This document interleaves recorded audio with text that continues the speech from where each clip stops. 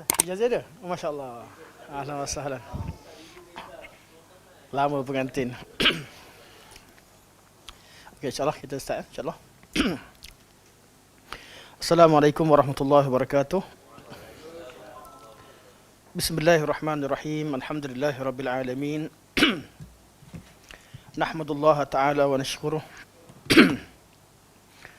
ونصلي ونسلم على سيدنا محمد الذي بلغ الرسالة وأدى الأمانة ونصح الأمة حتى أتاه اليقين وعلى آله وصحبه أجمعين. سبحانك لا علم لنا إلا ما علمتنا إنك أنت العليم الحكيم.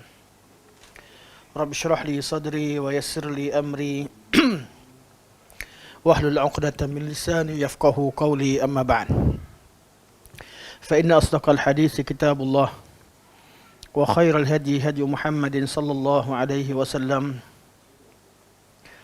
وشر الأمور محدثاتها وكل محدثة بدعة وكل بدعة ضلالة وكل ضلالة في النار. ثم أما بعد. Pertamanya kita merafakkan setinggi-tinggi kesyukuran kepada Allah Subhanahu wa taala kerana di hari cuti yang barakah ini dapat kita memanfaatkan masa kita untuk tujuan tuntut ilmu. InsyaAllah anda akan sambung apa yang telah disyarahkan oleh Al-Fadhil Ustaz Muhammad Fashan Hafizahullah. Namun Ustaz dah sampai hadis yang ke-11 berkaitan dengan tajuk pertama, bab mengenal Allah dan beriman kepadanya. Memang hadisnya ni hadis yang kena syarahkan panjang lebar berkaitan dengannya. Ada dua pilihan. Satu, sambung syarah dan kitab kita akan mungkin habis bab 1, bab 2 atau sampai bab 3.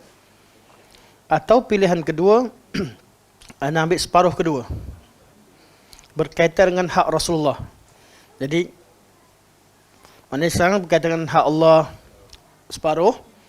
Yang kedua kita bab 7. Yang bab 7 tu berkaitan dengan hak Rasulullah. Kenal Allah, lazimi sunnah, yang lebih banyak pada manhaj.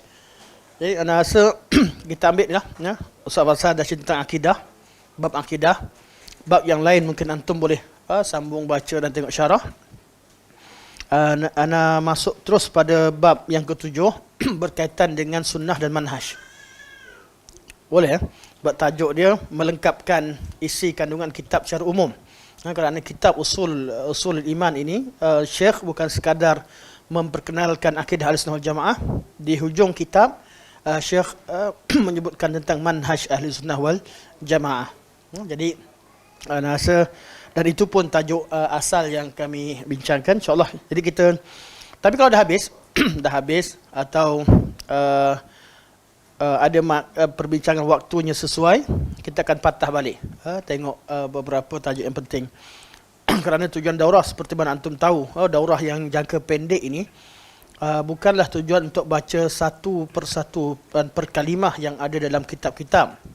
Kerana tidak mungkin kitab yang dipenuhi dengan nas. Kitab ada dua. Satu, kitab karangan penulis. Bila kitab karangan penulis, kita boleh ringkaskan, kita bagi bukan poin. Itu kitab karangan. Tapi kalau kitab berbentuk matan, yang mana kandungannya memang ayat Quran dan hadis Nabi SAW, macam kitab Syekh Muhammad Abdul Wahab, kitab Salafus Salih keseluruhannya, semuanya dalil Al-Quran Sunnah. Dalil-dalil ini, dalil adalah jawami'ul kalim, iaitu kalimah yang mengumpulkan banyak makna. Perkataannya sedikit, maknanya padat. Jawami'. Jadi kalimah yang kata jawami', macam mana kita ringkaskan? Sebab tu biasa bagi orang nampak, kenapa kalau syarah kat daurah tak habis? Ya, memang kita syarah kitab-kitab Salafus Salih ataupun yang mengikut manhaj cara mereka bawakan banyak dalil. Dalil itu yang perlu disyarahkan. Jadi Berbeza dengan buku-buku moden atau buku pendapat penulis. Itu sekadar untuk pengetahuan. Jadi tujuan kita buat daurah, perkenalkan kitab, lihat manhaj dan baca sebahagian daripadanya, kemudian anggaplah buat berangan sikit dah habis. Kan rasa macam dah habis dah kitab ni. Lepas tu buka sendiri kat rumah nanti tengok balik, alamak, yang hadis Ustaz belum syarahkan boleh faham ke tidak dan sebagainya. Dan tu kita boleh cek sendiri insya-Allah. Okey, kita masuk bab 7. Bab 7.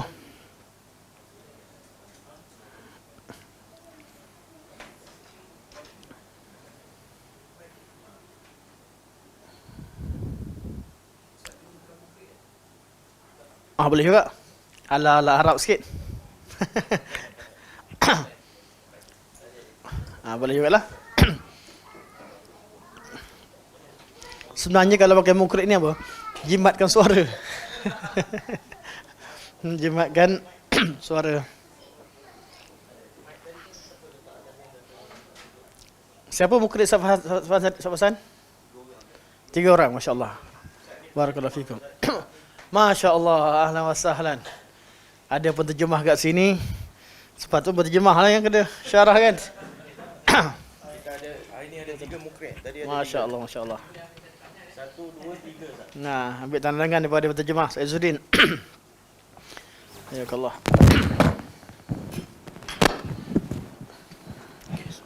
Saya mula tak? Saya mula. Betul. Bismillahirrahmanirrahim. Bismillah. Bab 7, tunaikan hak-hak Nabi SAW. Firman Allah Subhanahu wa taala, Sebaiknya ketika awal kita membaca matan, kita baca tahmid dan selawat, kemudian kita sebutkan qala muallif, sebutkan nama muallifnya untuk permulaan. Lepas itu tak berah. Barakallahu fiik. Bismillahirrahmanirrahim. Alhamdulillah, wassalatu wassalamu ala Rasulillah. Qala al-muallif Muhammad bin Abdul Wahhab Tamimi rahimahullahu taala.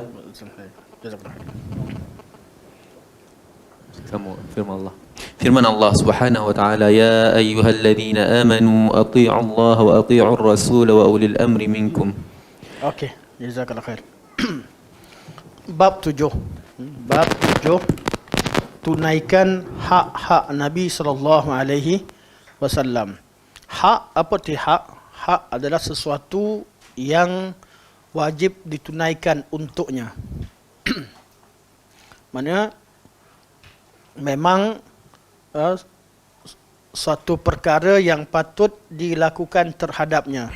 Itu nama hak. Hak-hak Nabi banyak. Namun kelihatan di sini Syekh bawakan dalil-dalil berkaitan dengan ketaatan, kecintaan dan ikutan. Ayat pertama yang dibawakan oleh Syekhul Islam Syekh Mujaddid Muhammad Ibn Abdul Wahhab rahimahullah, ialah ayat surah An-Nisa ayat 59. Ya ayyuhalladzina amanu. Seperti biasa bila jumpa ayat ya ayyuhalladzina amanu akan kita syarahkan beza antara ya ayyuhalladzina amanu dengan ya ayyuhan nas. Ini kita ulang banyak kali dah dalam kelas. Bila jumpa ayat Allah panggil ya ayyuhalladzina amanu atau ya ayyuhan nas atau ya bani Adam. Ya bani Adam. Semua ni orang ni kita juga. Kita juga. Ya ayyuhan nas, kita juga manusia. Wahai manusia. Ya ayyuhalladzina amanu, insya-Allah kita antara orang yang beriman. Boleh sebut insya-Allah. Akidah Ahlussunnah wal Jamaah. Ya bani Adam, kitalah anak Adam. Cuma beza kat mana? Beza ada takhsis dan ta'mim. Ya ayyuhan nas, ta'mim. Wahai manusia, iaitu seruan Allah terhadap seluruh manusia, umum, ta'mim. Tapi kalau ya ayyuhalladzina amanu, ianya takhsis, iaitu seruan Allah terhadap orang-orang beriman. Jadi topiknya, kalau kita ya bani Adam, wahai anak-anak Adam, takhsis kepada bani Adam. Ya, kita semua anak Adam. Tu asal seruan. Manakala jin tabi'. Jin masuk tak? Masuk. Semua ayat yang kata ya ayuhan nas, jin masuk sekali. Sebab jin tabi'. Apa sahaja yang disyariatkan kepada manusia, jin juga disyariatkan ke atas mereka. Jadi ya ayyuhallazina amanu, di sini ada takhsis. Takhsis artinya untuk orang-orang yang beriman. Jadi kandungan mesej yang disampaikan setelah itu biasanya berkaitan dengan furu' syariah atau berkaitan dengan urusan-urusan berkaitan dengan kaifiyah, macam mana taat dengan Allah dan Rasul. Kerana mereka dah beriman dengan Allah, tinggal macam mana cara beriman dengan Allah dan Rasul. Mereka dah beriman, jadi caranya taat pada Allah dengan sebenar, taat dengan Rasul, taat dengan ulil amri. Ini berkaitan tafasil syariah. Ya ayyuhallazina amanu kutiba alaikumus siyam. Wahai orang-orang beriman, diwajibkan ke atas kalian berpuasa. Tafasil syariah. Manakala kalau ya ayyuhan nas, kebiasaannya berkaitan dengan keumuman syariah. Ya ayyuhan nasu ubudu rabbakum alladhi khalaqakum walladzina min qablikum la'allakum tattaqun. Sembahlah Allah, umum.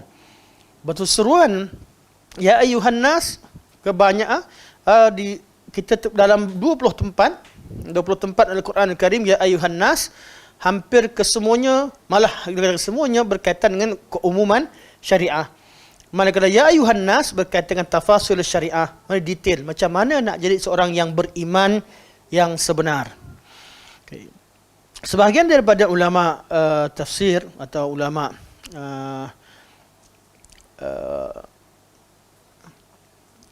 ulum Quran membezakan surah Makkiyah dengan Madaniyah dengan lafaz ya ayyuhan nas dengan ya ayyuhalladzina amanu. Namun pembahagian ini kelihatannya tidak terlalu ketara. Tidak, kerana contohnya ya ayyuhan nas dalam surah Baqarah 2 kali itu. Surah Baqarah ijma' adalah surah Madaniyah, bukan surah Makkiyah. Dan seruan ya ayyuhan nas pada awal Baqarah yang didahului oleh Allah ceritakan sifat orang muttaqin, kemudian sifat orang kafir, innal ladzina kafaru, kemudian wa minan nasi may yaqulu amanna, itu kaum munafik. 3 kaum ini wujud di Madinah Munawwarah sebelum Allah seru ya ayyuhan nas. Jadi surah Baqarah ayat Madaniyah tapi disuruh dengan ya ayyuhan nas. Cuma sebagai untuk faedah, antum bila buka kitab ulumul Quran, antara kaedah untuk mengisyaratkan, kaedah untuk kita tengok isyarat terhadap surah-surah Makkiyah atau Madaniyah, kita cek pada lafaz ya ayyuhallazina amanu dengan ya ayyuhan nas. Di Mekah banyak ya ayyuhan nas, di Madinah kebanyakan ya ayyuhallazina amanu. Namun bukan satu kaedah yang muttaridah, bukan kaedah yang diguna pakai secara terus menerus, namun ia sebagai mengisyaratkan. Dan itulah konsep kaedah. Boleh nama kaedah artinya bukan 100% boleh pakai. Kalau kata nas 100%. Kalau nama kaedah, selain kaedah, macam manusia yang buat kesimpulan itu untuk memudahkan. Sebab tu tiap-tiap qawaid fiqhiyah ada istisnaan, ada pengecualian. Tiap-tiap kaedah nahu ada pengecualian. Tiap-tiap kaedah saraf, qiyasi ada sama'i, ada pengecualian. Kaedah tidak boleh dijadikan sebagai nas, dan ini kesilapan ahlul mantiq yang awal. Mereka jadikan kaedah sebagai asas nas tabi'. Ilmu kalam, bantai ilmu kalam pula. Masuk juga tak sengaja. Mereka jadikan kaedah sebagai asas dalam mengenal Allah Subhanahu wa taala. Bila jumpa nas berbeza dengan kaedah, mereka tidak dahulukan nas, mereka dahulukan kaedah. Dan kaedah tu pula kaedah daripada kaedah yang tak tepat. Kaedah akal dengan kaedah yang salah, menggunakan ta'riful mantiq dalam ilmu tasawur, menggunakan pengetahuan tentang tasawur makhluk untuk hukum terhadap perkara ghaib, untuk hukum tentang Allah Subhanahu wa taala. Jadi kalau kaedah syarak sekalipun, kita kata tiap-tiap kalimah berkata Rabb akan menceritakan tentang apa yang Allah lakukan terhadap makhluk rububiyah. Apa sahaja berkaitan dengan kalimah ilah, ialah berkaitan dengan hukum apa yang patut makhluk lakukan terhadap Allah. Kaedah tu kita nampak ke Quran banyak sama. Dalam keadaan tetap ulama kata bila kaedah tidak muttaridah. Kita tak kata 100% mesti Rabb, kalimah Rabb datang lepasnya. Tak, itu kaedah. Lepas tu kaedah tauhid 3 ni, kaedah kita tahu ianya sebagai kaedah dan kontennya betul. Cuma kaedah kalimah Rabb dengan ilah diambil untuk memudahkan kita. Untuk lihat konten Al-Quranul Karim. Nanti orang, kalau kita tak sebut macam tu, ada orang yang belajar separuh, dia kata, nanti Rabbuka, macam mana? Rabbuka ni, siapa ciptakan langit? Semua orang boleh jawab lah sebab Rabbuka. Itu namanya jahil dengan kaedah yang disebutkan oleh ulama. Okey. Ya ayyuhallazina amanu. Wahai orang-orang yang beriman. Jadi beza khitab ya ayyuhallazina amanu dengan ya ayyuhan nas. Pertama, ya ayyuhallazina amanu ialah takhsis, ya ayyuhan nas ialah ta'mim. Takhsis dan yang kedua dari segi kontennya, ya ayyuhan nas mengandungi keumuman syariat, ya ayyuhallazina amanu kebanyakannya mengandungi tafasil syariah. Dan sebahagian ulama letakkannya sebagai Makkiyah dan Madinah. Pembeza antara Makkiyah dan Madaniyah. Ya, nida. Ayyuha pun nida. Kalau panggil kalau panggil nida. Ya, nida. Ha dia tanbih. Jadi nida bertemu dengan nida dengan tanbih. Apa maksudnya? Macam kita panggil Haikal, Aidil. Aidil. Aidil. Oi. Dia tak panggil Aidil. Oi. Aidil. Macam tu berapa kali oi nak panggil betul lah. Allah panggil, tapi taklah kita dalam Quran sebut macam tu. Oi. Bahasa Melayu lah untuk faham kan. Allah panggil, Allah panggil. Allah tarik perhatian, Allah panggil. Ya, itu maksud wahai. Wahai. Ha, tanbih. Apa beza tanbih ni? Satu panggil, satu kita buat benda. Contoh sebelum panggil. Tu tanbih. Orang tengok. Aidil. Contoh.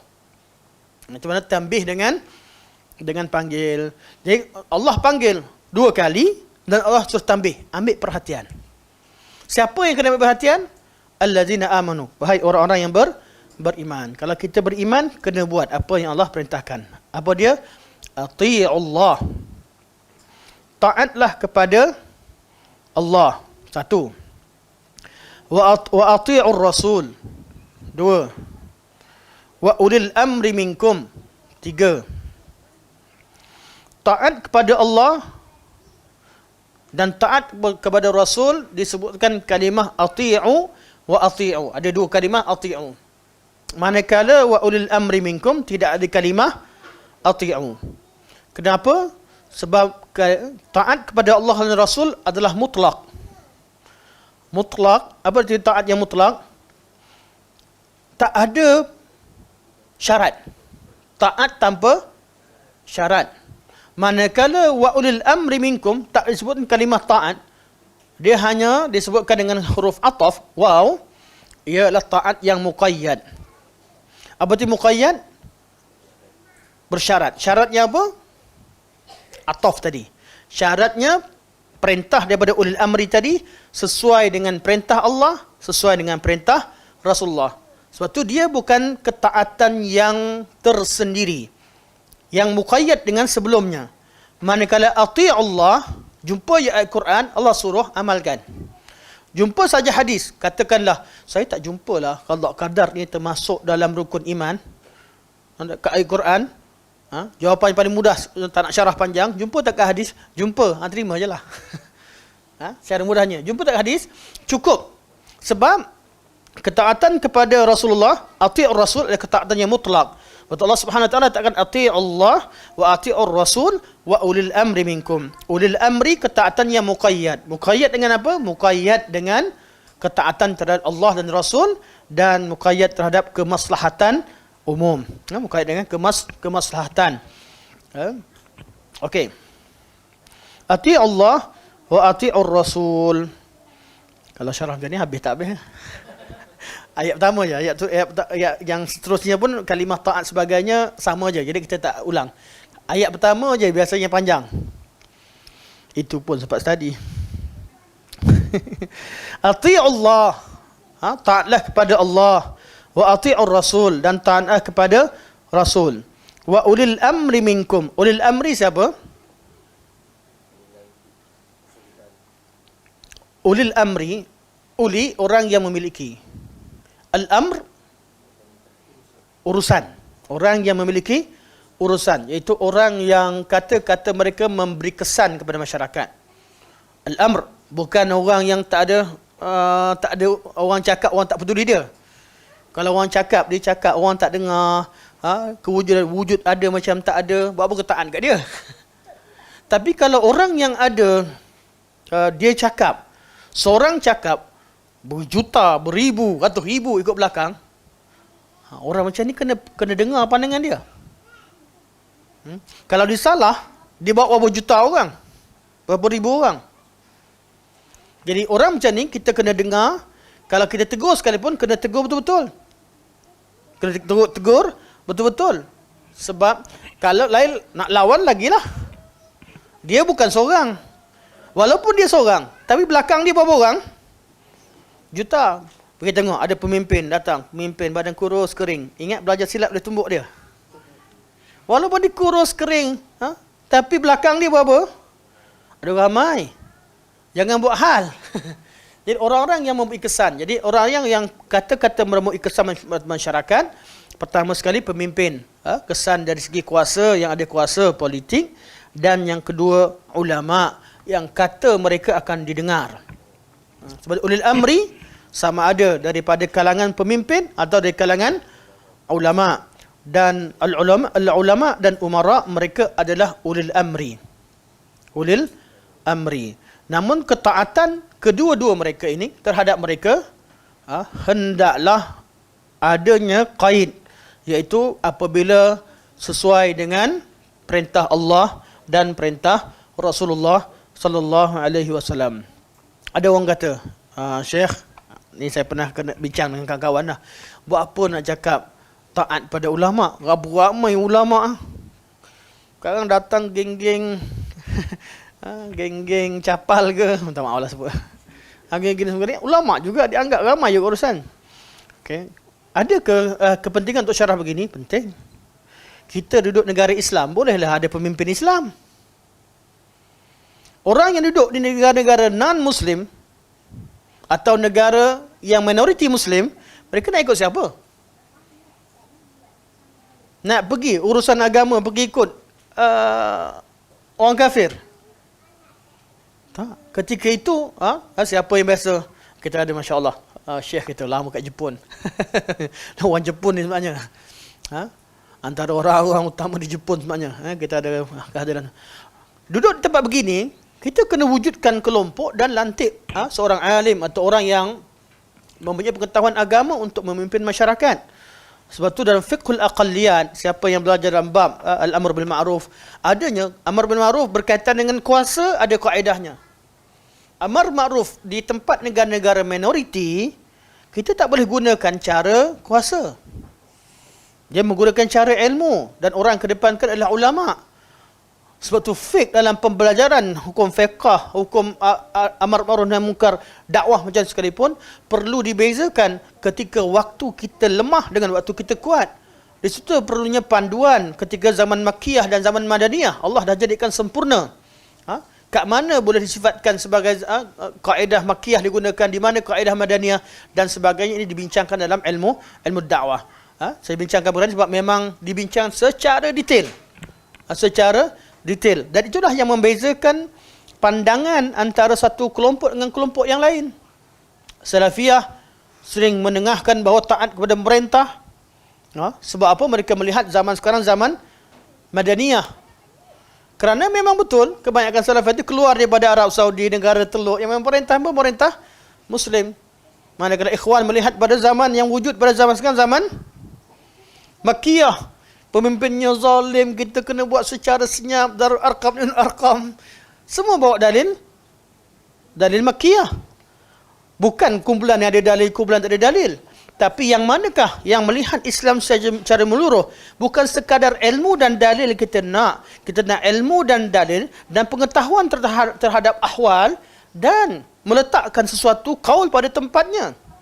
Kalau sekadar belajar dalil, bawa dalil, bantai, bawa dalil, cakap, siapa boleh cakap?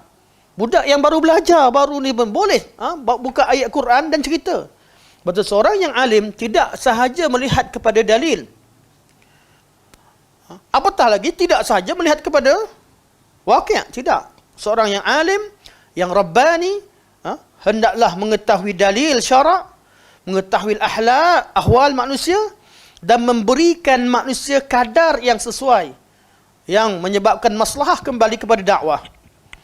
Dan keadaan banyak berlaku. Saya minta nak komen cerita semasa tak cerita, jadi panjang. Tapi banyak berlaku bagi siapa yang semangat dalam menceritakan tentang manhaj, tentang akidah dan sebagainya. Kadang-kadang kita lupakan perbezaan-perbezaan dan ahwal ini. Bukanlah bila dengan melihat ahwal saja jadi ikhwani, atau melihat pada dalil saja jadi wahabi atau jadi salafi. No.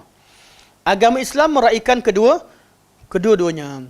Sebab tu bila kita carahkan wa ulil amri minkum sebagai ulama dan umara atau umara dan ulama, ulama boleh carahkan perkara ini kerana ada kepentingannya pada setengah keadaan. Dan tafsir ini kita tak boleh nak kata umara saja, ulama kan ni atau ulama saja, umara tak ada. Perlu lihat kepada tempat, antum boleh tengok pendetilan yang disebutkan oleh ulama dalam bab ini. Okey. InsyaAllah seterusnya.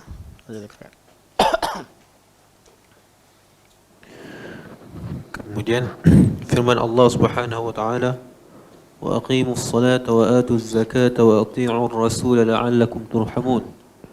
Dan dirikanlah salat serta tunaikanlah zakat dan taatlah kamu kepada Rasul supaya kamu beroleh rahmat. Surah Al-Nur. Wa aqimus salah, dan dirikanlah salat. Kalimah sebut aqimu iaitu dirikan, iaitu dengan rukun-rukun dan syarat-syaratnya. Aqimu artinya tegakkan. Salat bukan salat dengan niat. Tuan-tuan, saya tengok dengan geng-geng batiniah kurang akal ni.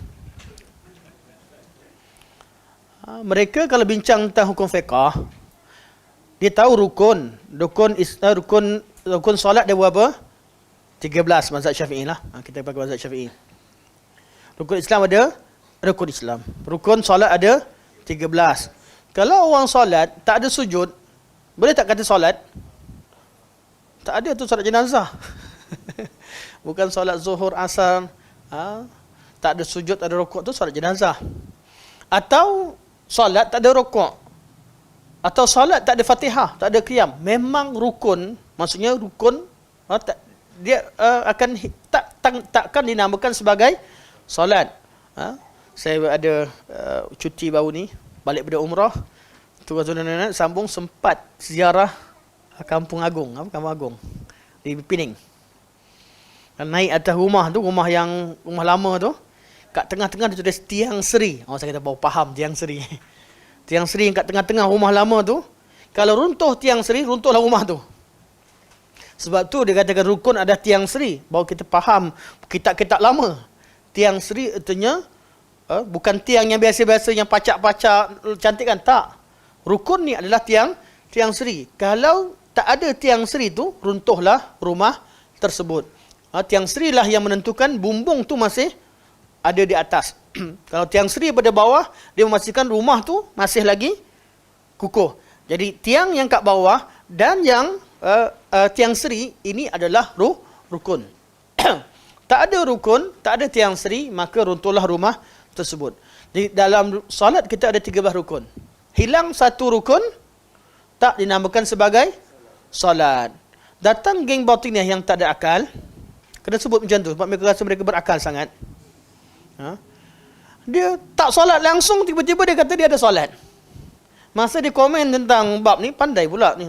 Tapi tiba-tiba dia tak solat. Dia cerita tentang solat, solat khusyuk. Geng ni paling famous cerita tentang solat ikhlas, solat khusyuk. Kenapa solat tu jadi tak ikhlas? Apa mereka kata? Sebab mereka solat dengan rukuk dan sujud ikut ahli syariat. Nanti orang nampak, jadi riak. Nanti mereka solat, baca Quran, Fatihah, baca semua tadi, dengar, memperdengarkan bacaan, boleh jadi sum'ah. Solat yang ikhlas, solat yang betul-betul jaga hati. Macam mana? Solat dengan niat. Itu bukan solat dengan niat. Itu tak solat. Ketahuilah wahai golongan batiniah, kalian bukan solat ikhlas, bukan solat khusyuk, bukan solat, kalian tak solat. Mereka orang yang tidak solat. Tapi mana ada orang Islam yang mengaku kami tak solat? Tak ada. Sebab tu dalam bab memahami Islam, cara amalkan Quran mesti ikut sunnah Rasulullah sallallahu alaihi wasallam. Bila Allah kata aqimus salah, dirikan salah, maka hendaklah kita buka hadis Nabi, tengok berkaitan bab solah, kita tahu sallu kama raaitumuni usalli. Salat macam mana kamu lihat kami salat. Quran mesti diterjemahkan dengan sunnah. Praktikkan Quran, hendaklah lihat macam mana Nabi lakukan. Bila kita tahu salah dalam Al-Quranul Karim, maka cek pada sunnah, Nabi ajar cara rukuk, cara sujud, macam mana Nabi letakkan tangan, macam mana Nabi letakkan kaki, nak baca apa, berapa rakaat dan sebagainya, semuanya ada pada sunnah Rasulullah sallallahu alaihi wasallam.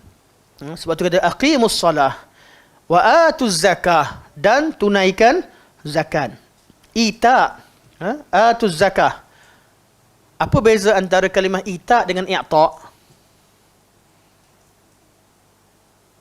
Beri juga. Apa beza ita dengan i'ta? Atuz zakah dengan u'tuz zakah. Zakat ni banyak ke sikit? Zakat banyak ke sikit? Zakat Petronas berapa juta? Banyak ke sikit? Zakat adalah sikit berbanding dengan nikmat yang Allah berikan. Berarti ita, pemberian yang sama ada setengah tempat. Berbeza antara ita dengan al-ata. Al-ata benda yang besar atau benda yang zahir. Al-ita benda yang tak zahir, benda yang maknawi atau pemberian yang sekadarnya. Adakah Allah kata ita zakah itu maksudnya zakat ni sikit, atau yang sekadarnya ya zakat sikit berbanding dengan nikmat Allah yang banyak. Dalam duit ada 100 juta. Keluarkan berapa? 25 juta. Jangan tengok 25 juta. Tengok pada duit keseluruhan. 100 juta yang tak terusik selama setahun. Jumlahnya memang kadarnya begitu. 100 juta tersebut, kalau tengok 100 juta baru kita tahu, oh zakat ni sikit sahaja daripada jumlah nikmat Allah yang Allah berikan. Jadi bab berkaitan dengan zakat Allah sebut ita. Berkaitan dengan ilmu, wama utitum minal ilmi illa qalila. Dahlah Allah kata utitum minal ilmi illa qalila. Tum tu kata siapa?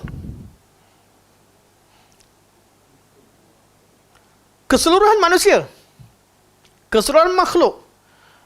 Kumpulkan semua ilmu manusia, semua pakar-pakar apa sekalipun, kumpul semua sekali dengan ilmu-ilmu agama semua sekali, termasuk nabi-nabi dan rasul-rasul semua sekali. Allah kata kalian tak diberikan ilmu kecuali sedikit. Itu kalau kumpul semua library. Otak kita berapa persen dalam library? Ilmu yang ada pada otak kita ni banding dengan yang ada kat library. Library kat rumah pun tak apalah. Berapa persen yang kita ingat? Jangan bangga dan belagak bahawa kita sebagai orang yang alim dan tahu. Betul bab ilmu, Allah gunakan kalimah utitum kerana mengisyaratkan bahawa yang diberikan itu adalah sedikit. Wa ma utitum minal ilmi illa qalila. Kalimah ita mengisyaratkan sedikit. Ita juga mengisyaratkan perkara maknawi. Maknawi artinya, contohnya benda yang tak nampak. Cuma buat zakat tadi, kenapa utitum? Kerana sedikit. Kadang-kadang isyarat perkara maknawi. Tapi kalau kata a'tayna, dia benda yang nampak. Inna a'tainakal kautsar, satu pemberian. Sebagian ulama kata a'tayna berutut tamlik. Tamlik artinya apa? Bagi. Mana saya bagi ni? Nah, Aidil ambil lah. Itu nama a'tayna. Okey. Islam, ambil ni. Oh. Ni pun dapat free. Bagi. Okey. Bagi tu nama a'ta, bagi benda yang untuk dimiliki. Tapi kalau sesuatu yang berbentuk pinjaman, bagi, kemudian akan berpindah tangan, dipanggil itab. Itu disebutkan sebagai ulama, bukan litamlik tapi untuk pengurusan, untuk urus. Ilmu Allah bagi kita ke, milik kita ke, ataupun kita gunakan, dipinjamkan. Ramai orang yang alim masa mudanya, tua-tua lupa.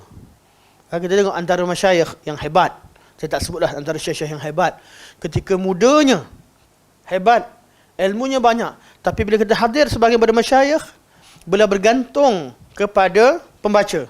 Sedangkan buku beliau sendiri, buku beliau, syarahan beliau, kalau kita lihat balik pada rakaman masa muda, subhanallah, orang yang hafiz itu masyayikh. Yang kita ni jauh lagi, sejak muda lagi macam tu. Sejak muda lagi tak keluar-keluar kataan kan, sejak muda. Mereka hebat. Masa Imam Muslim rahimahullah wafat, antara sebab beliau wafat sebab terlalu makan banyak kurma. Sebab apa? Hafalan yang ada pada beliau malam tu cari tak jumpa.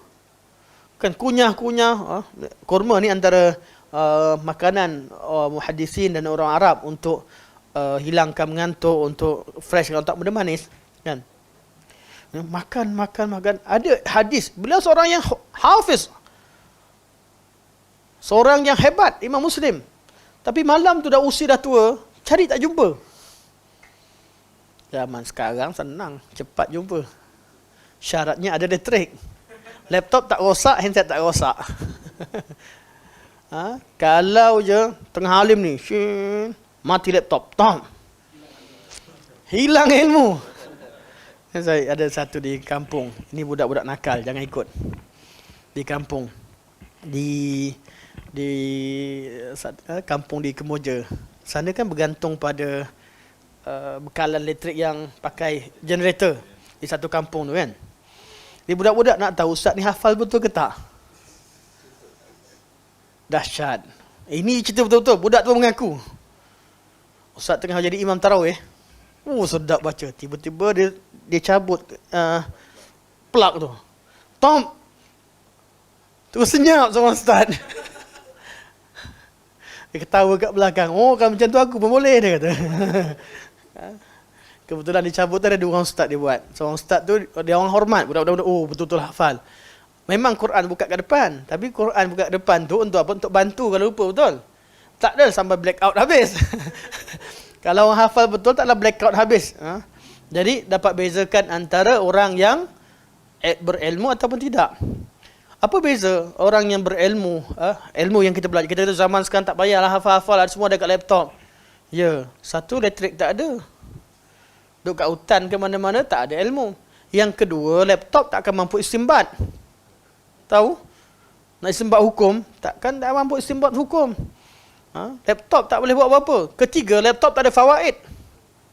Tuan-tuan kalau baca hadis, satu hadis ni kita baca, kita baca daripada hadis pada sumbernya, kita nak tahu nama perawi, kita tahu asbabul wurud, tahu asbabul irad, kita tahu asbabul irad daripada satu tabaqah kepada tabaqah yang lain. Kita tahu nama-nama, kalau buka balik daripada kitab yang awal yang mubham, ada kitab ada disebutkan namanya kat bawah dan sebagainya. Macam-macam. Tapi kalau yang main Google, kitab apa pun tak perasan. Betul? Ada hadis sahih ni. Kitab mana? Itulah.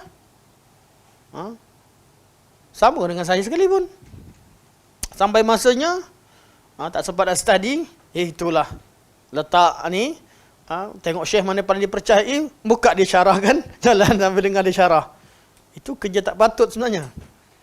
Kerja tak patut.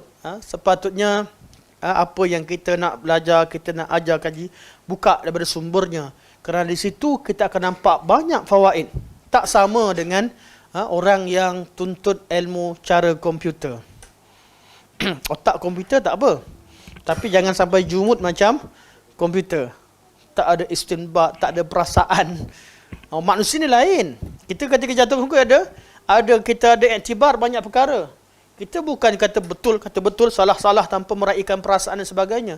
Manusia ada hikmah, ada mau'izah, ada jidal billati hi ahsan sebagainya. Sebab tu bagus otak macam komputer, tapi hendaklah perangai seperti manusia. Aqimus solah memang panjang Ustaz kalau macam ni. Ringkaskan sikit je. Tu saya ringkaskan kejap lagi. Aqimus salata wa atuz zakata wa ati'ur rasul. Okey. Gariskan yang atas pun gariskan ati'ur rasul, bawah pun gariskan ati'ur rasul. Bila kita baca ayat Quran dan hadis, pastikan kita tahu kat mana wajhud dalalah. Tempat wajhul istidlal. Kita tengok kenapa penulis datangkan ayat dan hadis tersebut.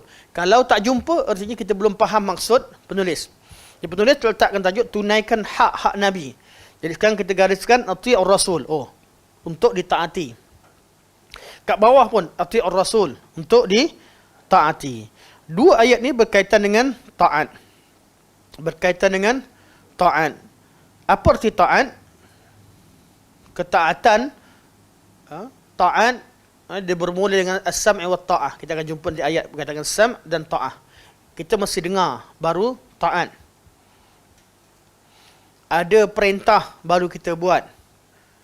Kalau buat sebelum perintah, taat ke tak taat?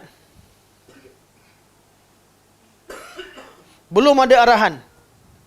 Kan? Pemimpin kata, tengok-tengok, mana makcik cakap banyak? Settle bos. Tak pening bos dia. Aku tak suruh kau settle kan, kau settle kan buat apa? Kasih makan. Jadi pemimpin pun nama taat artinya buat yang disuruh. Ada arahan. Sebab tu Nabi pesan dalam bab taat ni tentang pemimpin al-sam'i wa ta'ah. Dengar dulu. Dengar. Kena duduk. Tak boleh keluar. Kita akan syarahkan itu bab seterusnya. Yang penting ringkasan taat pada kita ringkas taat kepada 4 perkara. Satu, buat apa yang disuruh. Yang kedua, tinggalkan apa yang dilarang. Ketiga, percaya apa yang disampaikan. Beriman dengan apa yang disampaikan. Yang keempat, redha dengan apa yang diputuskan. Seorang mukmin, idza qadallahu wa rasuluhu amran, maka Nabi mukminin ke mukminatin dua satu ya. Maka Nabi mukminin wala mu'min. Siapa hafal Quran? Mana idza qadallahu wa rasuluhu amran ay yakuna lahumul khiyaratu min amrihim. Ayat tu. Maka ramai hafiz sini tapi Hafiz, jawab Hafiz. Surah Ahzab Ahzab kan. Tapi ayat ada ni, kena kita jumpa kan. Tapi makna dia tidak boleh bagi seorang mukmin. Saya tak ingat mukmin matin. Kadang-kadang kita dalam ingat yang belakang je. Tiada pilihan. Kalau Nabi Allah Rasul tetapkan sesuatu, tak ada pilihan untuk memilih-milih. Artinya bila ditetapkan. Kalau Allah tetapkan, namanya qada dan qadar lah. Yang Allah tetapkan redha dengan qada dan qadar. Kalau cerita dengan hak Allah. Hak Allah buat apa yang Allah perintah, tinggalkan apa yang Allah larang, beriman dengan apa Allah yang beritahu, dan terima qada dan qadar. Kalau hak Rasul, buat apa yang Nabi perintahkan, tinggal apa yang larang, beriman dengan apa yang Nabi sampaikan, dan tetap terima hukuman Nabi SAW. Bab terima hukum ni yang berat. Dah dengar, tengok kalam Nabi, kalam Rasul, ramai orang yang masih menjawab. Tak ada pilihan. Kalau Nabi dah kata, Rasul dah putuskan, itulah yang perlu kita terima. Okey. Aqimus salah wa atuz zakah wa ati'ur rasul la'allakum turhamun. Ati'ur rasul diletakkan selepas iqamis salah wa atuz zakah. Di sini disebutkan disebutkan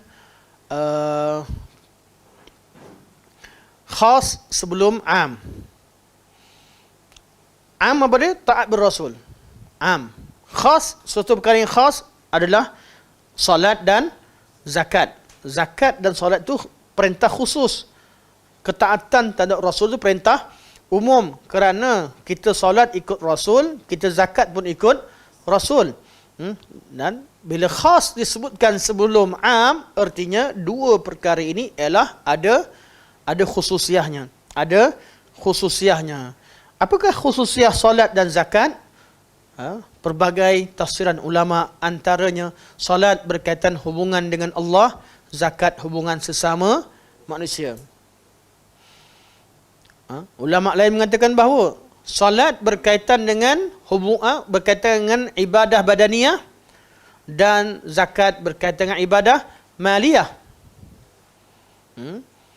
Ada yang syarahkan dengan istilah hablum minallah wa hablum minan nas.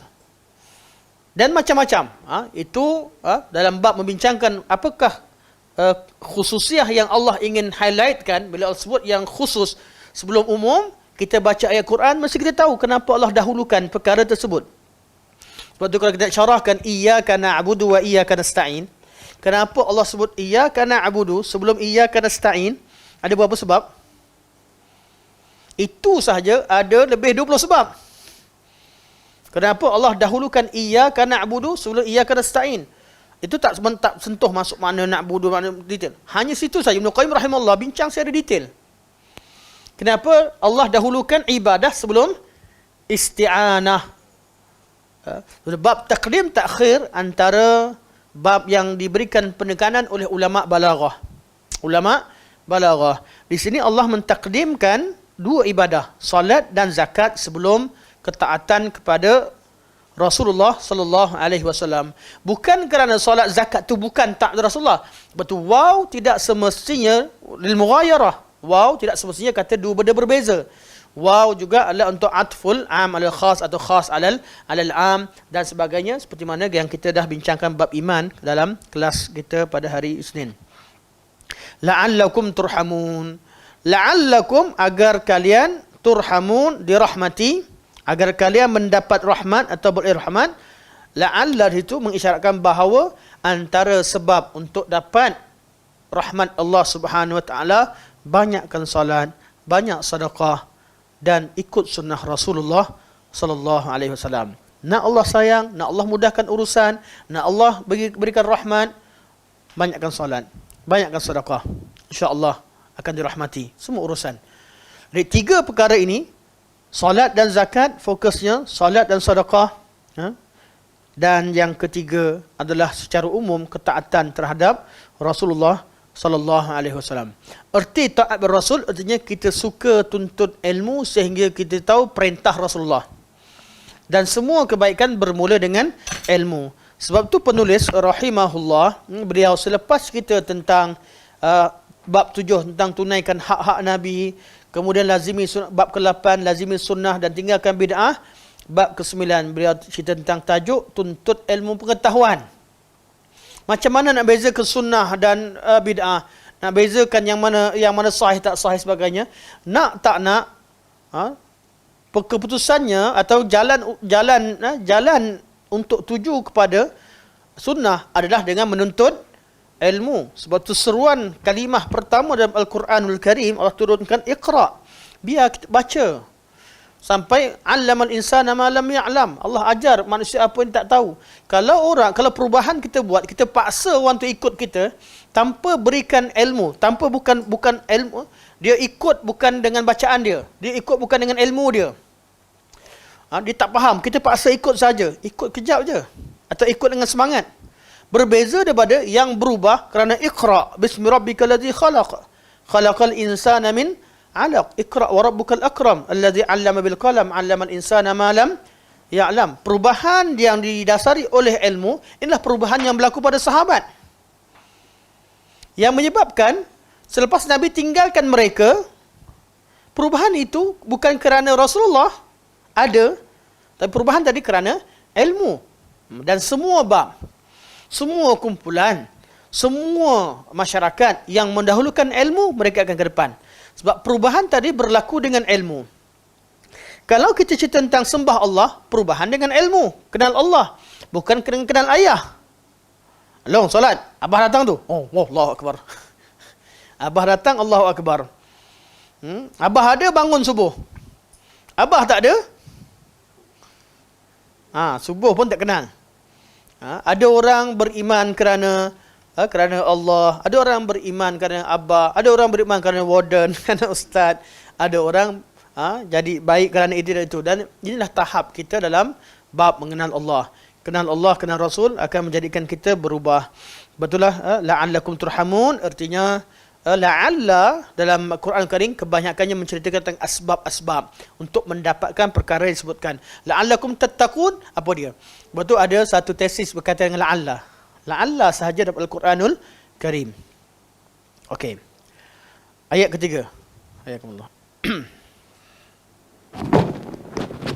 Firman Allah Subhanahu wa taala, "Wa ma ataakumur rasul fakhudhuhu wa ma nahakum anhu fantahu." Apa jua yang diberikan oleh Rasul kepadamu maka terimalah, dan apa jua yang dilarang olehnya maka tinggalkanlah. Al-Hash ayat 7. Ahsan, barakallahu fiik. Wa ma ataakumur rasulu fakhuzuhu. Apa sahaja yang Nabi bawa, ambil. Wa ma nahakum anhu fantahu. Apa sahaja Nabi larang, tinggal. Bila bab ambil semua. Bab ambil. Khuzil kitab ya Yahya, khuzil kitab bi quwwah. Ambil betul-betul. Tapi kalau bab amal, baru Nabi kaitkan dengan istita'ah. Fattakullah mastata'tum. Kita hukum Allah, kita apa yang Nabi tetapkan, apa Allah tetapkan, kita terima semua sekali. Namun kadang-kadang tak mampu amalkan sebahagian daripada apa yang diperintahkan. Kalau kita tak mampu beramal, jangan tolak hukum. Jangan tolak hukum. Ada orang, dia sebabkan tak ditinggalkan rokok, dia tak boleh nak kata rokok tu haram. Sebab apa? Sebab aku merokok. Saya pegang hukum pegang pada hukum makruh. Masya Allah, pakar usul. Masya Allah, pakar ini. Tapi kenapa makruh? Sebab, ada je sebab. Kalau tak mampu untuk amalkan, walaupun Nabi kata tinggalkan terus, bab tinggalkan, kena tinggalkan ya sebenarnya. Tapi dalam bab yang lain lah, bab pengamalan. Tak mampu buat satu perkara, tidak menjadikan kita menafikan hukumnya. Tak mampu terima satu perkara, tidak menyebabkan kita menafikan kewujudan perkara tersebut. Dan ini beza antara, minta maaf lah, saya nak cakap. Isteri saya ada pula. Contoh, bab perempuan, tentang poligami. Tak mampu terima, boleh, kemukakan. Allah tak paksa. Laki pun tak paksa, Allah paksa. Perempuan Allah tak paksa. Tapi hukum terima tidak? Terima. Sebab tu ramai kata, boleh. Tapi untuk orang lain. Dengan saya, siap. Tak apalah. Yang berarti hukum terima tidak? Terima. Bab hukum. Apa sahaja yang Nabi bawa, terima. Apa sahaja yang Nabi larang, tinggalkan. Tolak. Bab mengambil. Tapi bab amalan, hendaklah dilihat kepada istita'ah. Iaitu bab melakukan satu perkara, iza amartukum bisyai'in fa'tu minhu mastata'tum. Kalau aku suruh satu benda, buat ikut kemampuan. Buat semampunya. Wa iza nahaitukum an syai'in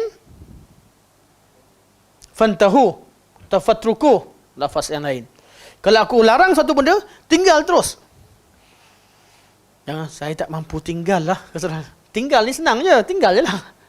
Buat tu yang susah. Tinggal tak perlukan banyak usaha.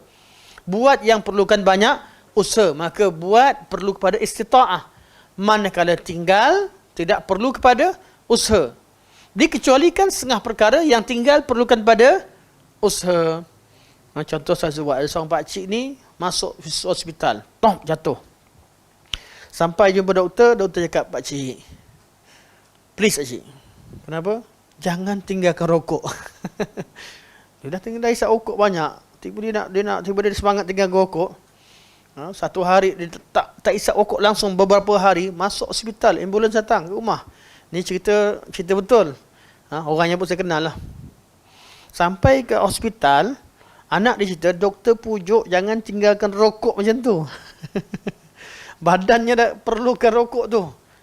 Jadi kena kurangkan sikit sampai bertinggal. Itu kalau betul keadaannya macam tu, ada istitaah kat situ. Mana elah tu ada. Oh, tak ada tinggalkan terus. Tapi bab yang lain secara umumnya boleh tinggalkan terus. InsyaAllah teruskan. Okey, 3 ayat Quran. Sekarang kita masuk hadis.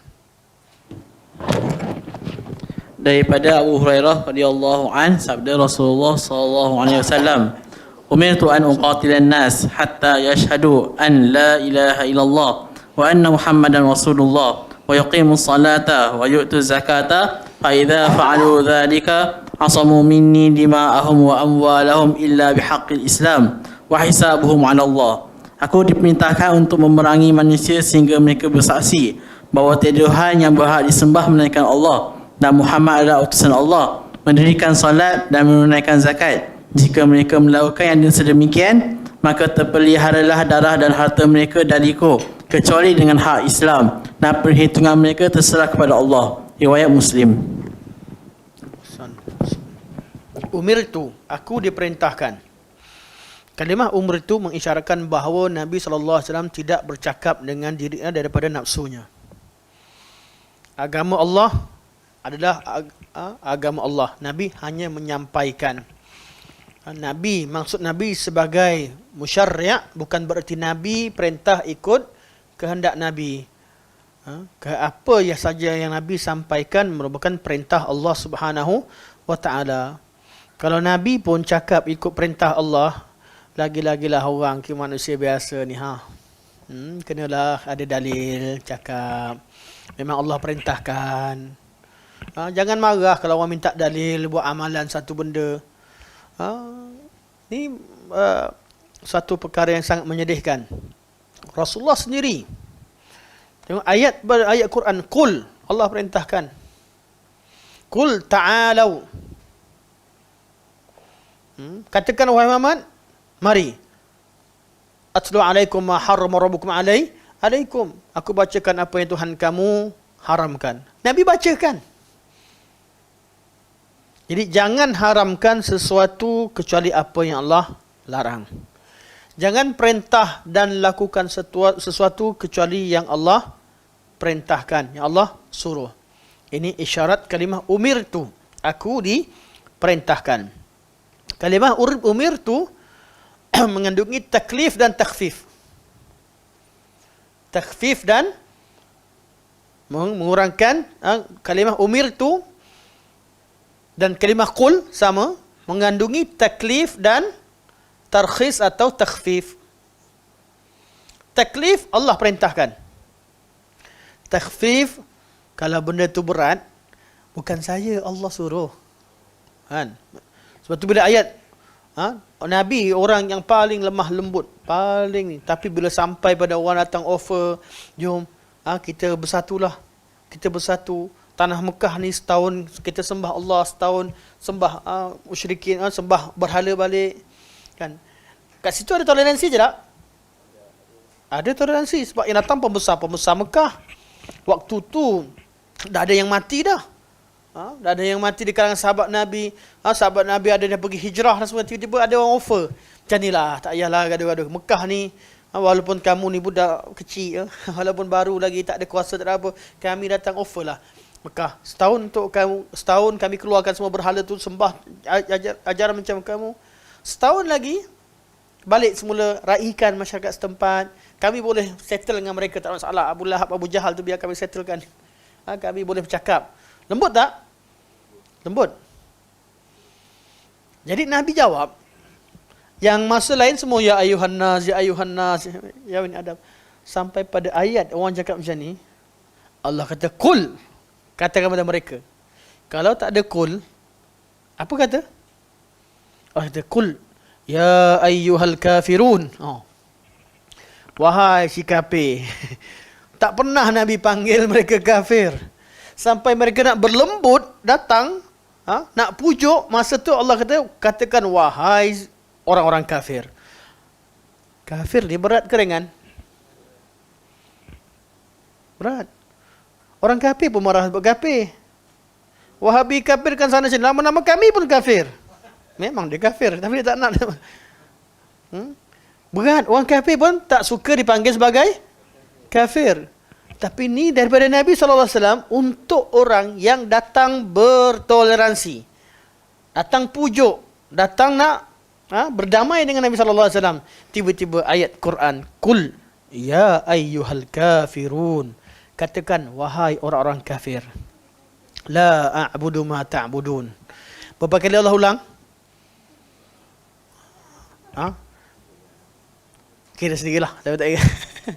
Allah ulang-ulang. Qul ya kafirun la a'budu ma ta'budun wa antum 'abiduna ma a'bud wa la ana 'abidun ma 'abadtum wa la antum 'abiduna ma a'bud lakum dinukum waliyadin. Hujungnya lakum dinukum waliyadin. Hai. Masa ni Nabi kuat ke Nabi lemah? Dari segi politik lemah, tapi nampak wow. Tegas.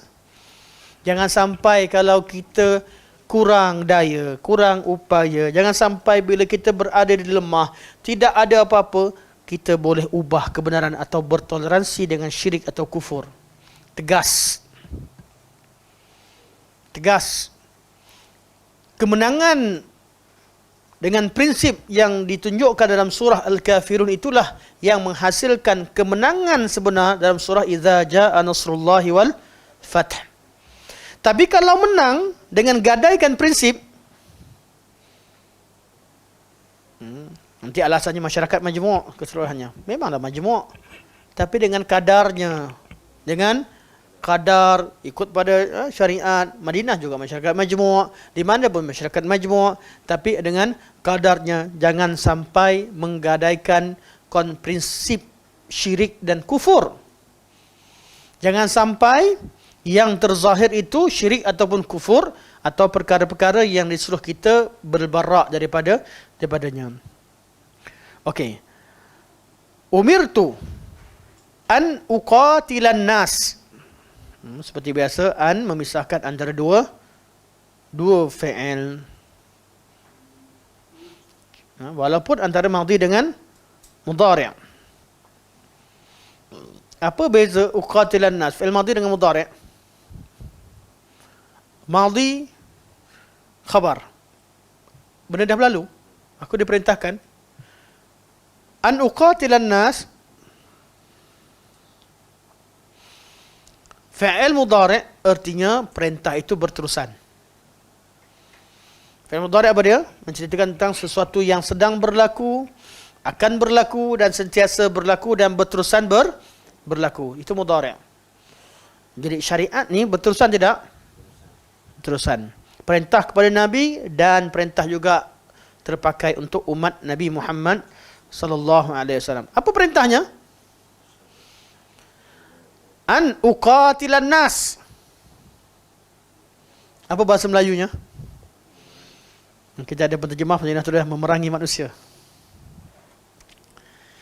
Apa bahasa Melayunya? Uqatilan nas.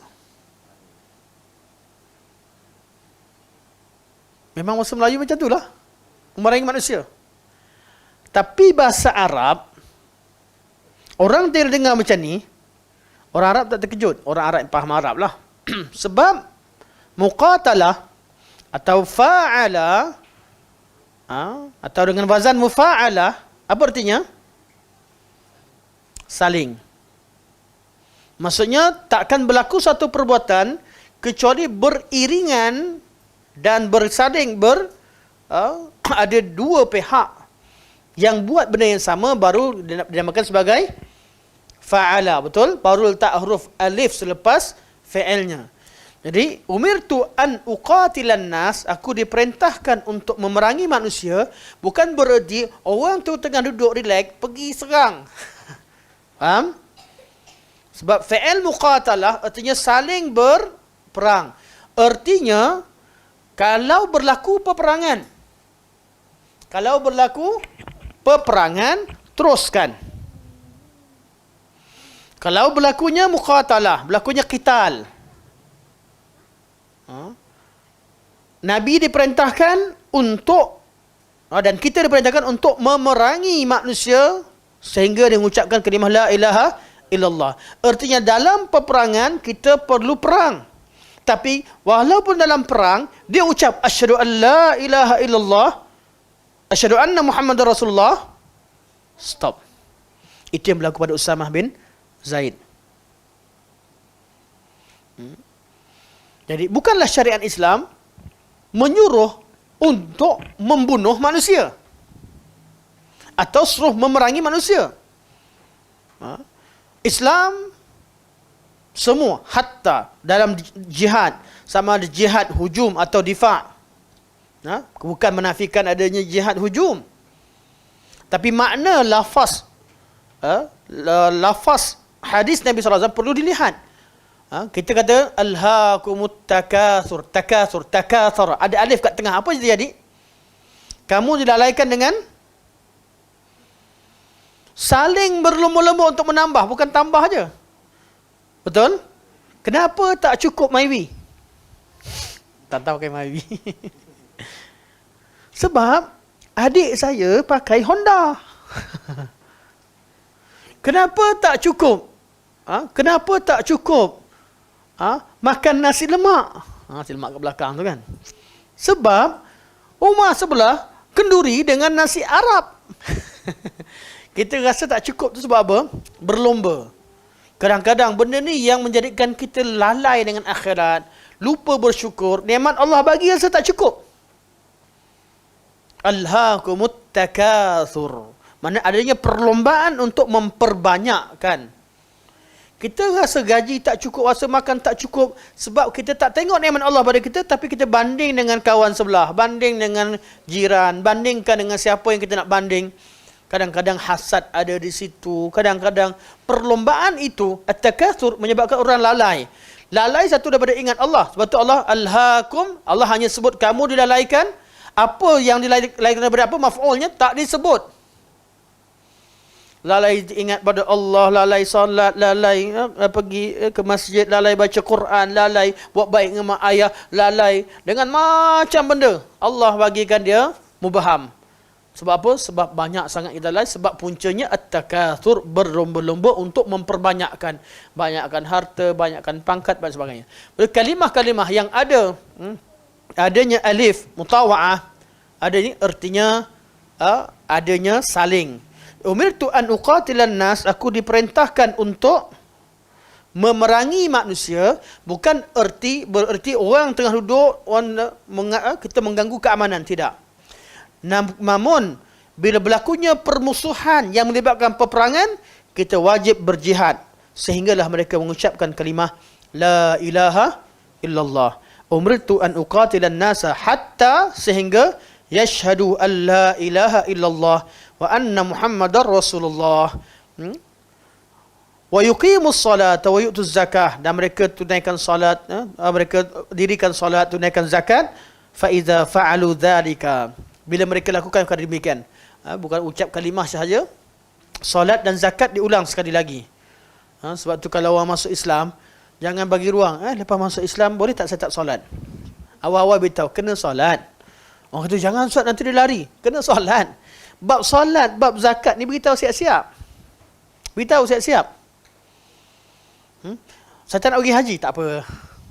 Sampai masa dia nak pergi haji. Sampai masa dia minta kota. Kan? Tapi kalau tak solat, tak boleh. Satu fake. Kalau orang tu masuk Islam, kan, kita ajak ke masjid terus. Jom, solat.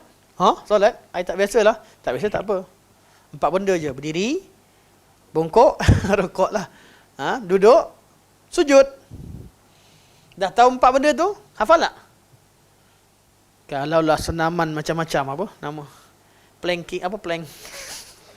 Atau pelengkung. Apa plank? Buat plank lah, apa nama, silang ni silang tu, saya tak hafal lah. Memang kadang-kadang kalau rajin tu tengok juga macam mana orang buat kan. Asyik tak jadi je malah lah. Mengaku je lah.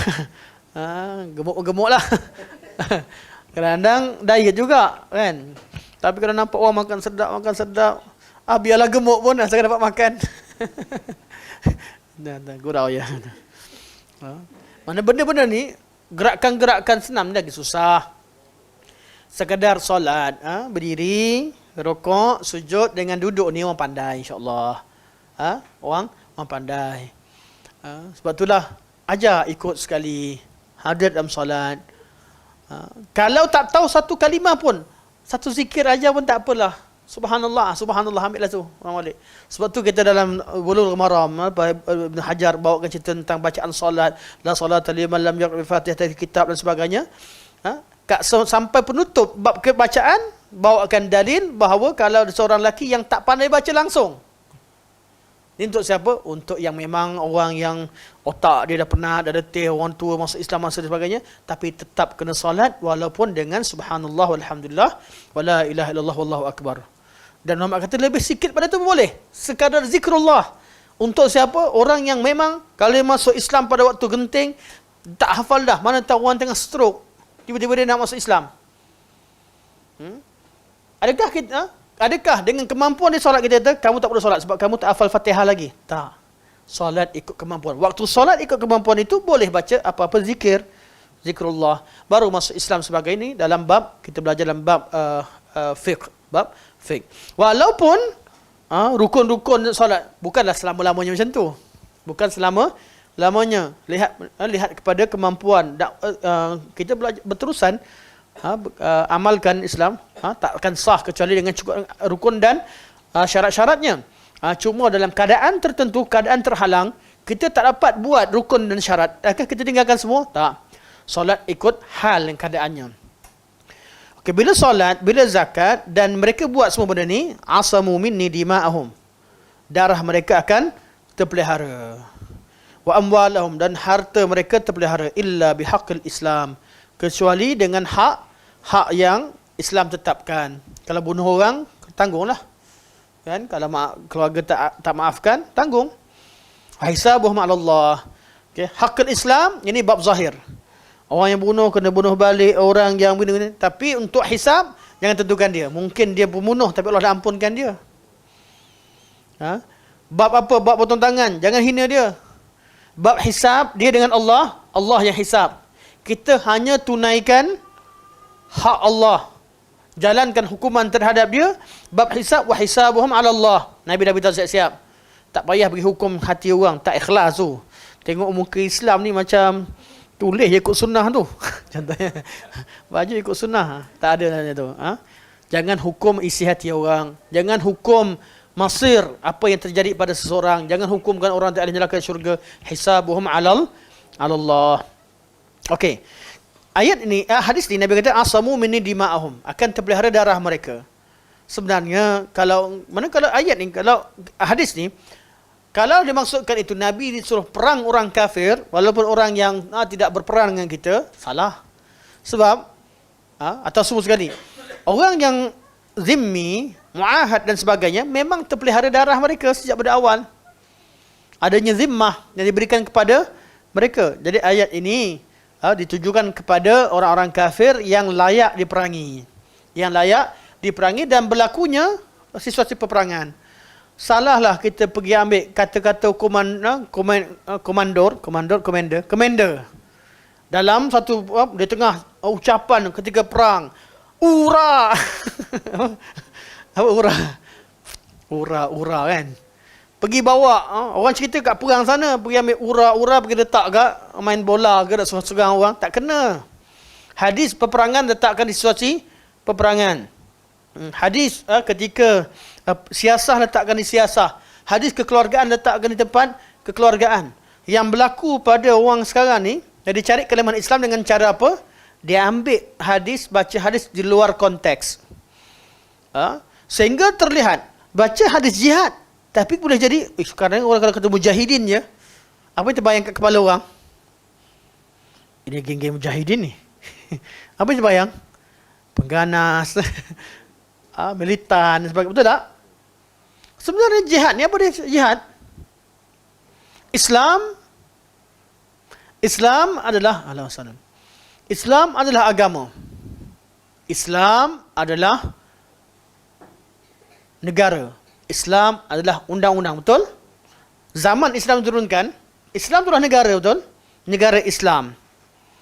Dan dalam negara Islam, ada tak tentera Islam? Ada. Negara mana orang boleh masuk suka hati, orang bunuh siapa suka hati? Mesti ada undang-undang. Islam negara, Islam undang-undang. Islam juga adalah pertahanan, mempertahankan negara Islam. Sebab tu berlakunya peperangan disyariatkan jihad untuk mempertahankan negara. Sebab tu jihad sebenarnya adalah undang-undang yang perlu dipakai oleh Kementerian Pertahanan. Hukum jihad. Sebab tu jihad disyaratkan adanya izin pemerintah. Artinya tentera pergi tembak suka hati. Kan geram je negara jiran ni, dia cakap banyak. Tembak sendiri-sendiri. Kalau tentera dia buat tak ikut arahan, itu satu masalah yang besar. Bila kita pisahkan jihad daripada keumuman dan kesyumulan ajaran Islam dalam konteks undang-undang ketenteraan, dijadikan Islam itu sebagai pengamalan peribadi, ini satu masalah kepada orientalis. Masalah besar kepada golongan mustasyriqin. Apa bahasa orientalis mustasyriqin? Almaniyin. Apa bahasa Melayu? Sekular. Golongan sekular bila memisahkan Islam, ajaran Islam, daripada politik, daripada kenegaraan, daripada kemasyarakatan, menjadikan Islam hanya hak peribadi, urusan peribadi, maka mereka akan pandang serong dan salah faham terhadap hukum-hukum Islam berbentuk kenegaraan, kemasyarakatan dan sebagainya. Akhirnya, undang-undang jihad yang sepatutnya sebagai undang-undang negara, dan Rasulullah bercakap dalam konteks seorang komander, seorang pemimpin, dan jihad yang berkaitan dengan ketenteraan, dianggap jihad itu sebagai militan atau sebagai teroris. Ini yang tak kena. Sebab itu hukum jihad perlu dibaca pada tempatnya. Maka juga anak-anak muda perlu diajarkan jihad. Galakkan mereka untuk berjihad. Jangan takut untuk pertahankan agama, bangsa dan negara. Tapi dengan konteks yang betul. Seperti hukum jihad. Bukan ambil hukum berkaitan maslahat am untuk digunakan pakai untuk personal. Dia marah orang tu, jihad fi sabilillah. Mampus negara kalau macam tu. Semua nak jihad. Sebab tu jihad ada izin pemerintah, pastikan adanya betul antara melibatkan iman dan kufur, ada syarat-syarat yang dibincangkan, baru jadi jihad syar'i. Ini sebab tu punca banyak punca ajaran Islam disalah faham apabila datangnya pemikiran sekularisme. Sekular ni yang menjadikan Islam yang syumul tadi berubah jadi hanya berkaitan dengan hak peribadi, maka ajaran berkaitan dengan undang-undang berkaitan kemasyarakatan jadi satu jenayah. Kita pergi tegur orang, amar ma'ruf nahi munkar, jadi busybody. Negara-negara yang betul-betul amalkan ni, tuan-tuan, kalau setengah negara lah, kita pergi tegur orang mengganggu hak asasi manusia. Hak asasi ini yang dibuat oleh mereka kerana dasarnya adalah sekular, memisahkan undang-undang Islam berbentuk kemasyarakatan dan juga kenegaraan daripada pengamalan. Mereka hanya benarkan Islam diamalkan bentuk peribadi. Jadi apa? Solat, puasa, apa lagi? Amalan-amalan personal lah. Itu saja Islamnya. Lepas tu timbul masalah masyarakat, cuba cari penyelesaian, tak jumpa. Akhirnya ada orang yang ambil Islam separuh, sini separuh, tu separuh, dan itulah punca banyak kesalahfahaman berlaku dalam memahami syariat dalam Islam. Hadis yang keempat. Hadis kedua, minta maaf, hadis kedua. Daripada Anas bin Malik radhiyallahu an, sabda Rasulullah sallallahu alaihi wasallam, "Thalathun man kunna fihi wajada halawatal iman, ay yakuna Allah wa rasuluhu ahabba ilaihi mimma siwahuma, wa an yuhibbul mar'a la yuhibbuhu illa lillah, wa an yakraha an ya'uda fil kufri id anqadhahu Allah min, kama yakrahu an yuqdhafa fin nar." Tiga perkara yang apabila ada pada diri seorang, dia akan memperoleh kemanisan iman. Apabila Allah dan Rasulnya lebih dicintai berbanding yang lainnya, dan jika dia mencintai seorang, dia tidak mencintainya kecuali kerana Allah, dan dia benci untuk kembali kepada kekufuran setelah Allah menyelamatkannya darinya, seperti mana dia benci untuk dilimpahkan ke dalam api neraka. Riwayat Bukhari dan Muslim. Astagfirullah. Salatun, 3. Kaedah dalam hadis, bila jumpa nombor, kita panggil nombor itu maqsudah atau ghair maqsudah. Al-adad, nombor itu mahsurah atau maqsudah, memang kita nak nombor tu, ataupun itu hanyalah satu ringkasan. Contoh saya ada 3 tanggungjawab rakyat terhadap negara. Adakah 3 saja? Banyak, tapi sebut 3 tu maksudnya ada fokus tertentu. Salatun di sini fokus pada beberapa perkara. Nabi fokus, bukan artinya 3 saja. Ketaatan tu banyak, tapi Nabi fokus pada 3 perkara. Kalau nombor tu nombor yang maksudah ada, kalau nombor tu memang dikehendaki, akan ada qarinah yang menunjukkan bahawa nombor tu dikehendaki. Contoh zikir selepas solat, Nabi dah sebutkan 33, Nabi kira lagi, Nabi kira sebagainya. Nabi sebut 33, 34, 33. Maksudnya ada ilah yang memang Nabi nak nombor tersebut. Tapi kalau Nabi sebut secara umum, kebiasaannya nombor tersebut menunjukkan ringkasan yang Nabi lakukan. Kita akan nampak sangat indah apa yang Nabi ringkaskan. Okey, di sini Nabi ringkaskan 3 perkara. Salasun, ada 3 perkara. Man, barang siapa. Kunna, memiliki. Atau ada pada mereka. Kana, kunna, yang ada pada mereka. Fihi, kunna, fihi, mana ada pada diri mereka, atau pada dirinya. Wajada, dia akan dapati halawatal iman, kemanisan iman. Apa dia manis iman? Tak terpaksa dah. Solat tak ada berat, baca Quran tak berat, sedekah tak berat. Kita buat tu, lepas tu kita happy. Bila manis ni, macam ni lah, gula manis. Tak maaf, saya terpaksa sambil ada gula. Nak jaga kualiti suara. Kalau ada hajat tak apa. Tak ada hajat, mengajar sama makan gula-gula kurang adab. Tak patut. Kan? Orang sambil dengar, sambil meleleh. Sekarang ni pun dah meleleh dah. Salatun man kunna fihi wajada halawatal iman. Kemanisan iman artinya kita buat sesuatu perintah tapi terasa manis. Buat apa yang Allah perintahkan ni senang ke, manis ke, berat?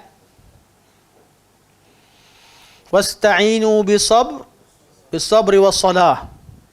Minta tolong dengan Allah dengan sabar dan salah. Apa sambungnya? Wa innaha lakabirah. Dan sesungguhnya ia merupakan perkara yang besar dan berat.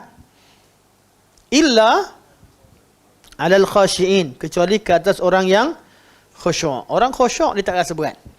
Sebab orang yang khusyuk dia merasai halawah dalam solat tersebut. Merasai kemanisan dalam solat. Jadi nak tahu kita ni khusyuk tak khusyuk kat mana? Tengoklah masa solat berat ke tak berat. Saya paling malu sebut perkara ni. Tengok pakcik-pakcik tu sebelum azan dah ada kat masjid dah. Kita dah ada dekat luar masjid. Tak masuk lagi kecuali dengan azan. Itu pun kadang dengan kamat dulu baru naik.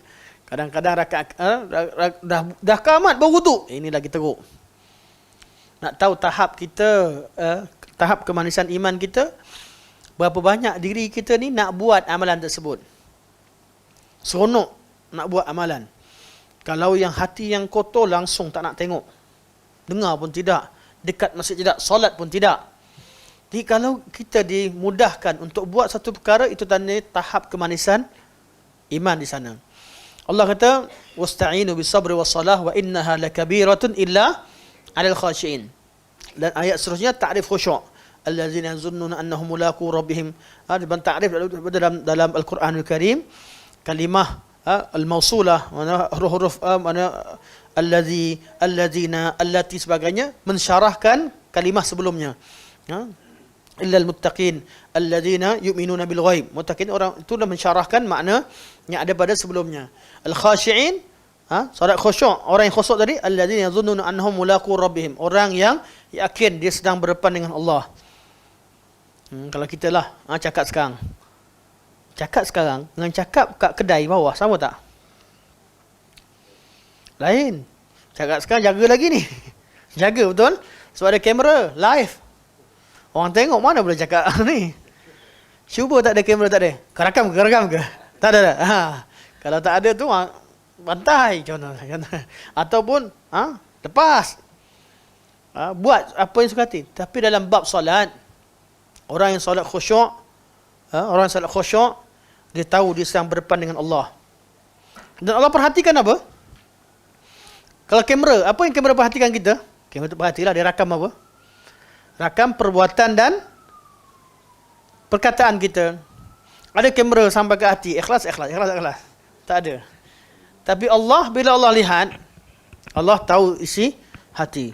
Solat khusyuk, kita jaga badan kita. Seperti kita tahu Allah sedang melihat. Jaga bacaan kita. Sebab Allah mendengar apa yang kita baca. Dan jaga hati kita. Allah tahu isi kandungan hati. Alladzina yazunnuna annahum mulaqu rabbihim. Dan habis kat sini? Tak. Adakah Allah perhati habis sini? Tak. Akan dibentangkan di depan Allah. Wa annahum ilaihi turja'un.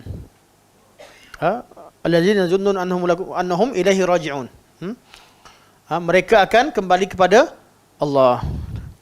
Jadi ini formula untuk solat khusyuk. Untuk kemanisan iman, untuk melaksanakan iman, apa yang Allah perintahkan, pada asalnya jiwa manusia, jibillah manusia merasa berat. Sebab solat tadi Allah kata berat. Dulu kita ada grup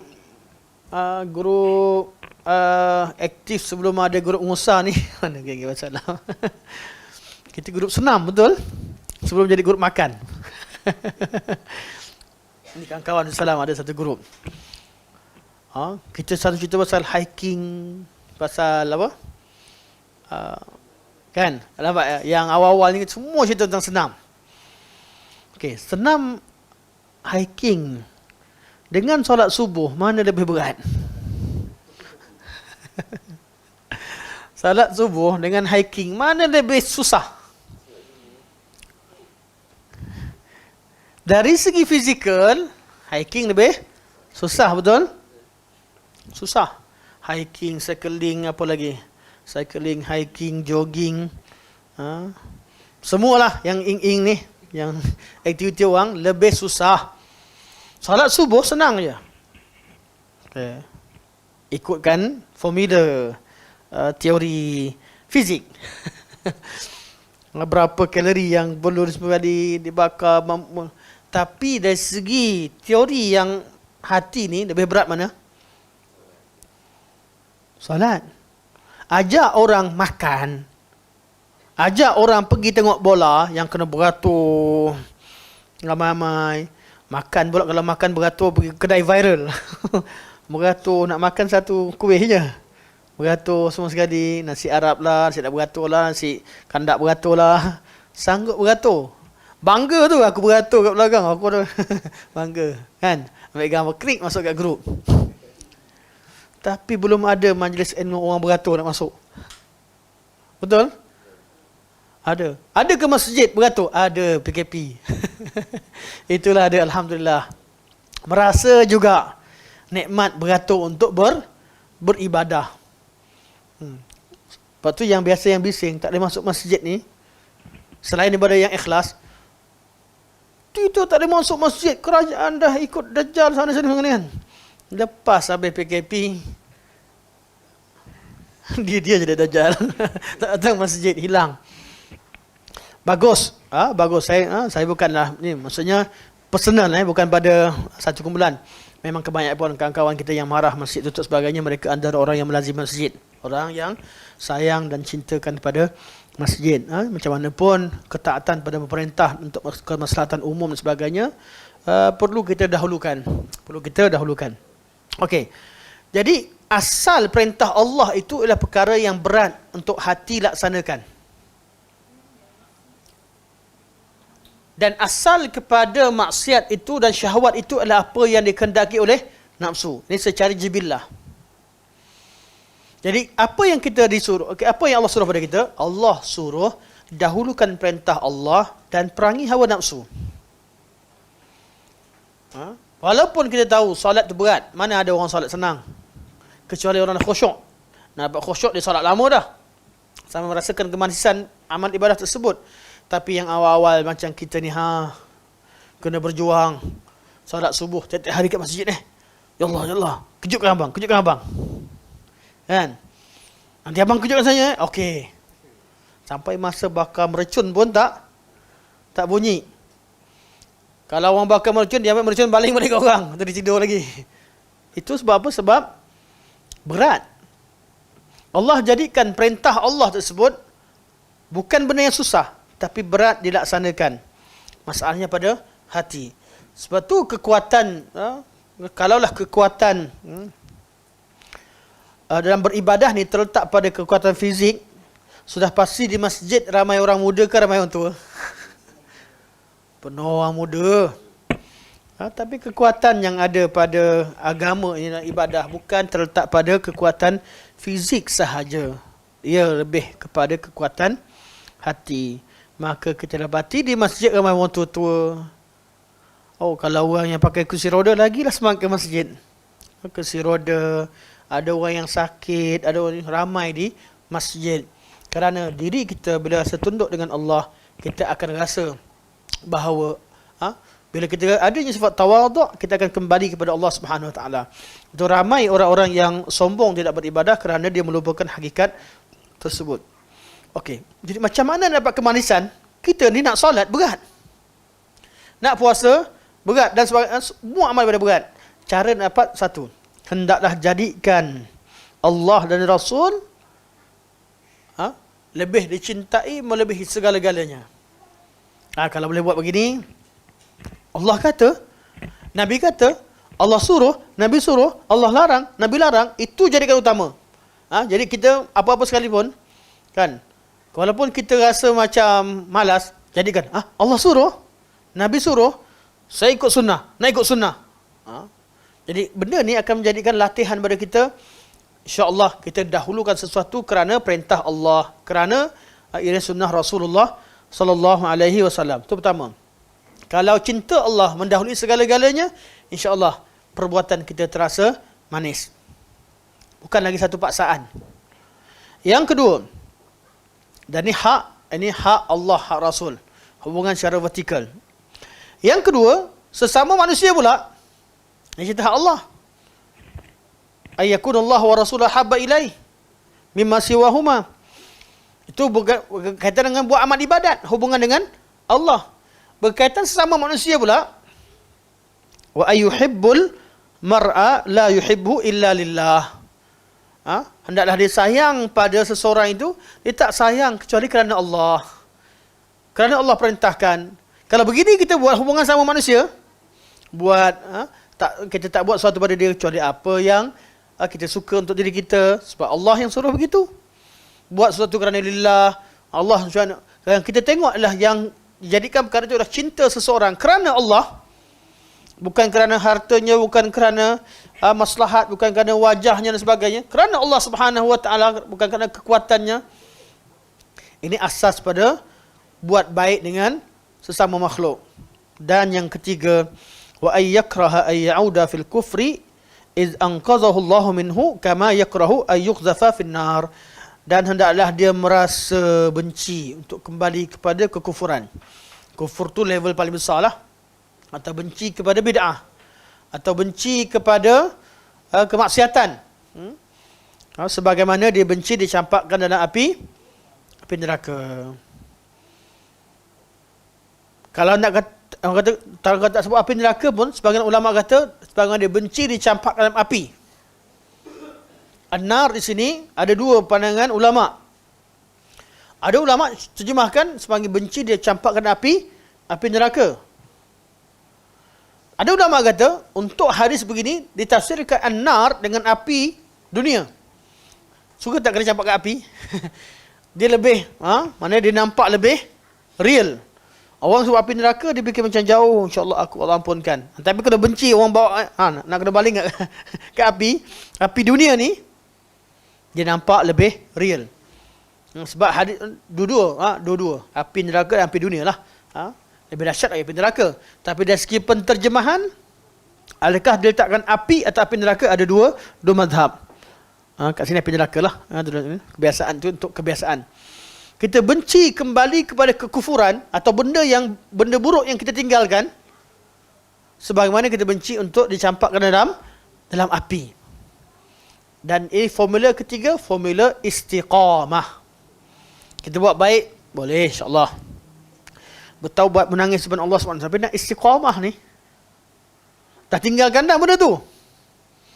Nak istiqamah, dia kena wujudkan perasaan benci. Benci kepada maksiat, benci pada ini yang perjuangan yang paling susah.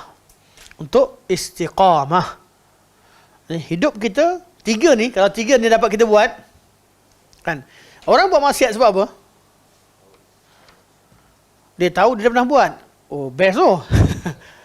Bagus. Kalau pergi ni, masuk ni, dah dapat ni, tikam dapat. Ui, saya ditanya. Dan saya yakin orang yang tanya ada di live sekarang. Sahabat saya lah. Dan beliau pun beritahu. Dia dapat hadiah banyak-banyak. Semua kali. Duit banyak. Puluhan ribu. Ada seorang bagi kat dia. Projek jadi. Tengok tak buat projek apa-apa. Rupanya main tikam. Kena. Dia tolong kawan lah. Kan tolong kawan, tolong keluarga. Jadi dia dapat benda tu. Hukumnya halal tak halal Ustaz. Dia cerita ni pasal halal tak halal lepas dah makan, dah minum. Nak bayar balik, tak ada duit. Orang-orang macam kita ni, kalau orang bagi puluhan ribu, terima tak? Ambil dulu.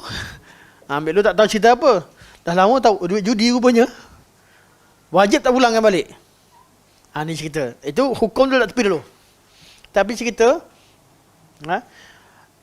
benda yang Allah larang ni kadang-kadang ada keseronokannya yang pernah dirasai. Jadi kita lahirkan, kita benci benda yang keseronok tu.